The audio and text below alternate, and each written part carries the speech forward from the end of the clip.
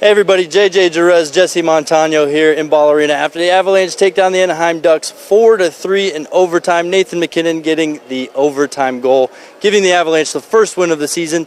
Avs outshoot the Ducks 49-20. As you can see right behind me, if you can see that. Time to get to our media presser, Jesse. Couple good questions tonight. First one really having to do about Casey Mittelstadt. We got a couple of them about Casey Mittelstadt. I think we'll get to two here. The one I really like first here is, so this Colton and Mittelstadt guys are something, eh? I think it's safe to say so. To me, JJ, those have been their two best players of the season so far. I think they've been the most consistent through 5 games. And tonight, when you really needed them, Lucas Dostal, goaltender for the Ducks, played a great game, kept finding ways to make stops on some of your big guys.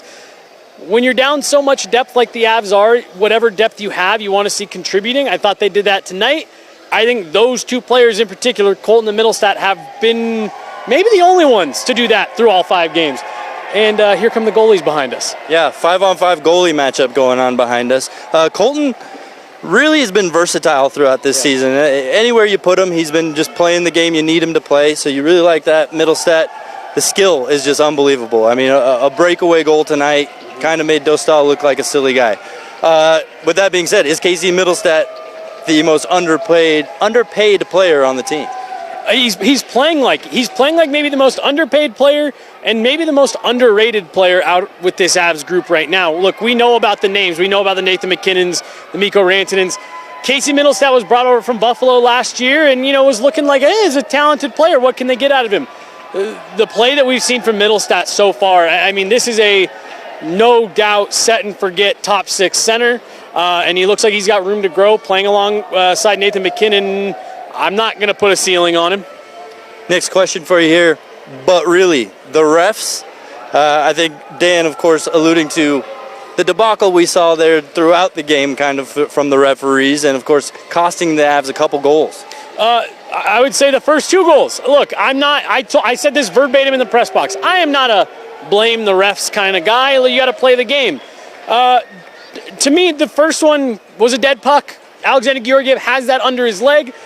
He only moves, as Jared Bednar told us, after he hears no whistle. He says, well, I must not have it covered. Starts to move. The Ducks find it. I thought that was a really slow whistle. Second one, everyone in the building saw it. Everyone watching on TV at home saw it. Puck goes clearly out of play. Ref doesn't miss it. What Jared Bednar said he didn't like about it was the fact that the ref showed some indecision. Brought the whistle to his mouth, kind of pointed to the screen, then changed his mind, then pointed and kind of was almost conversing with Sam Girard and really didn't make up his mind. Yes, you want to see Sam Girard maybe make a better play there with the puck and not give up on the play.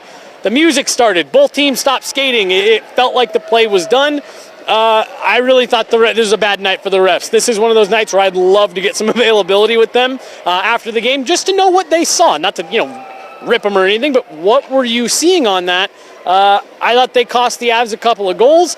Good on the Avs to fight through it. Yeah, exactly. Tough night from the refs, but that's what made this win, I think, feel so much better in that locker room. You really felt the good energy, exhale from the team, and I think the fact that they battled back against the refs as well, I think made it feel that much better. Has Richie earned a spot after 9 games? Is he an Avs or Eagles bound? Unfortunately, he can't be Eagles bound. It's either this or the Oshawa Generals. Is he on the Generals? He is, yeah. Of the OHL. When that started coming out of my mouth, it sounded wrong. So it's NHL or OHL for Cal Richie. Look, we talked to Megan about this the other day. She said that after 3 games, she wasn't quite sure how she was feeling. Look, I'm pretty 50-50 on it right now. He definitely looks like this is a step faster than what he's expecting. I think he's doing everything he can to keep pace. For me, this is just for me, I'd rather see him out here than in the OHL playing against players he's clearly better than. So I think he still looks like a young player, adapting to the pace. He's getting there, and for me, I'm hoping they hold on to him past the 9 games. Yeah, we'll see how that plays out. Finally for you, do you think the offensive mojo will carry over into the upcoming road trip? I do. I think, look, 3 things. They've been building. One, they've been building. They've gotten a little bit better. They've played better for longer stretches in each game. And I think this was kind of the culmination of it. You saw the 60-minute performance put together. 2, I think this one felt really good for him, JJ. Like there was a noticeable change in the vibes in that locker room, and not because like we've gone in there before after losses that haven't been bad. There was a different sigh of relief in that room. And then 3 is what actually Megan brought up today on the show. I think it's going to be good for them to get away from home a little bit, get out on the road, get some team dinners. You're gone for a week. I think it's going to be good for them, and I think they do have a good opportunity here to carry this forward into next week. And like you were talking about on the show, you maybe got a chance to string some together here and maybe come back from this trip not feeling so bad looking at the record. Yeah, little by little, you've seen improvements kind of throughout the last 2-3 games. Let's see how that carries on. Very juicy road trip, as I put it on the podcast today. Avalanche head to San Jose on Sunday.